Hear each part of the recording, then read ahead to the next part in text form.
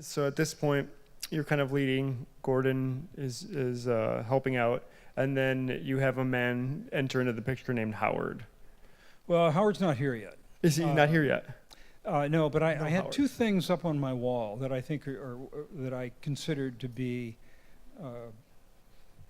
things to pay attention to. One is a quote from Branch Rickey, the owner of the Brooklyn Dodgers, the guy who brought Jackie Robinson to the majors. And part of it, the only part that I saved, was luck is the residue of design. And the second thing was from Peter Drucker, which is that labor is not a cost, it's a resource. And those two principles, rattled around a lot. As you were leading. I'm sorry? As you were kind of leading and learning how to lead. Well, and just, they're clearly, guiding principles. Yeah. Leading, at this point, the whole coffee thing, the whole food thing, bakeries, wine, and other specialty foods were taking off. And the wholesale people may have thought they were geniuses, but all they had to do was answer the phone. Because I want your coffee in my restaurant, I want your coffee in my store, yada, yada, yada. And that became a significant business. And then when did Howard come into this picture? Well, the first hire actually was a genuine CPA CFO. That was in '81. Howard came in '82. He approached us. He saw how much of his products we were selling and said, let's get together. Introduced by our wholesale manager. Do you remember meeting him for the first time and what kind of impression or vibe you got from him? I'm very friendly, outgoing, personable. What became clear, later on is that he was organized, driven. When he was in college, he became the local rep for Spademan ski bindings. He just was working at it. His first job out of school was at Xerox, and his entire territory was one building.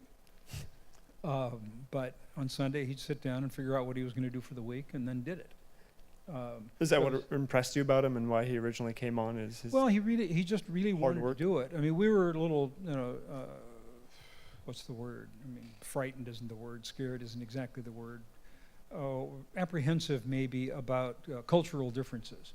He was from New York and we weren't. Yeah. And there's there are very clashes different, because of that mentality. Speeds and right. But once he was there, he worked really hard at becoming acclimated, integrated himself into the culture, but liked to be organized. If this is what we're going to do, then let's get on with it. And then as the company continued to grow and he was part of it, he started making suggestions about espresso bars. Yeah, I don't know. After visiting Italy, I don't remember it, quite that way. Yeah. But in 1983, I was approached about buying Peet's, which I really wanted to do. How did that come up? Where did that come from? Well, when Alfred sold the business to Sal Bonavita, I approached Sal and said, congratulations, great company. If you ever think about selling it, please call me. And he did. Unfortunate circumstances. His wife became gravely ill with cancer, and he had two businesses and ended up selling them both. Peet's was one, and his other business as well. And but it took about a year to get it done. Had you been in contact with Peet throughout time up until this point? Well, yeah, intermittently. I didn't know he was selling the business. He didn't put it up for sale. Right. Sal approached him. He sold it. So, I'm sorry, I lost the track of the original question. It's good. So you were approached to buy Peet's. He was a mentor in the past, and you wanted to get it for strategic reasons, or was it a little bit of an emotional thing? No, I was not approached by Peet. I was approached by Sal Bonavita. Yeah. But I can't even. I don't know. I need a psychiatrist to tell me why it is that I actually needed this business so badly. But Gordon told me years later that after my lunch, well, with Sal, I mean, I remember where it was. It was at Sinbad's on the waterfront in San Francisco. Is this the lunch where he told you that it was for sale? This is he told me that he wanted to sell Pete's. Mhm. And I was so excited I could hardly contain myself. I'm not kidding. I could have wet my pants. I don't know. But I went to the men's room and I just was exulting that we were going to buy Pete's. And what Gordon told me, years later was that when I called him that afternoon, there were no cell phones then. I had to go find a payphone. He said, I didn't say, Pete's is for sale, I think we should buy it. I said, we're buying Pete's. And he said, well, thanks for letting me vote. But he was for it? Well, he was okay. I mean, he was, as I say, not active really in the business then. And, but he would let me lead it. But he would have appreciated just, a little bit of, is this okay? Especially since we didn't have any money. So how did you buy Pete's without any money? Debt. You couldn't do it today.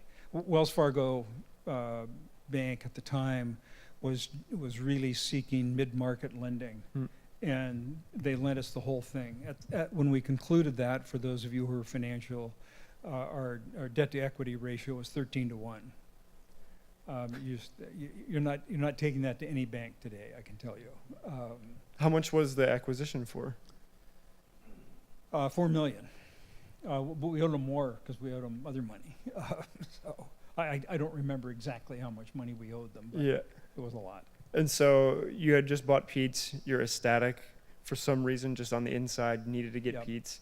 Howard had gone off and started his own espresso company. No, not yet. No, Howard, let's see. Howard was part of that. Howard was going to move to the Bay Area, and Howard and Jim Reynolds independently figured out that Jim would do well in Berkeley and Howard wouldn't. New York and Berkeley, forget about it. And then what was the plan to recover after the buying from Pete's? Did you guys have a plan to? Oh, it got dicey because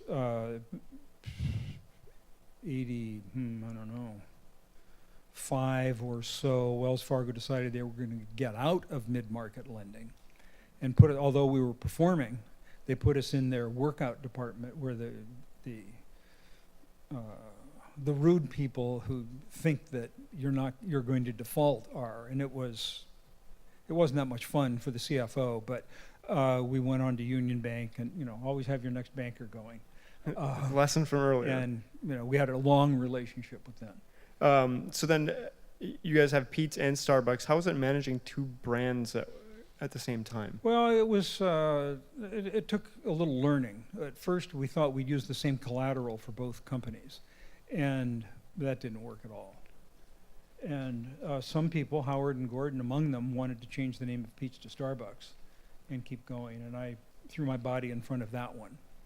And as things developed, I felt that Pete's had a lot, Starbucks had a lot. They were different. The strongest way would be to put them together.